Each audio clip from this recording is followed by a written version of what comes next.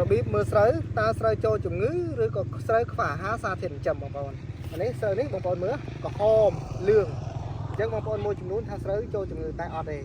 អញ្ចឹងមើលពីម៉េចដើម្បីឲ្យដឹងថាស្រូវចូលជំងឺឬខ្វះសារធាតុចិញ្ចឹមឬក៏អាហារអញ្ចឹងបងប្អូនមើលស្លឹកបាទស្លឹកស្រូវនេះលឿងក្រហមក៏ប៉ុន្តែវាស្រស់បាទវាអត់ក្តោបអត់ញោមទេកាលណាតែស្លឹកស្រូវលឿងស្រស់បែបនេះ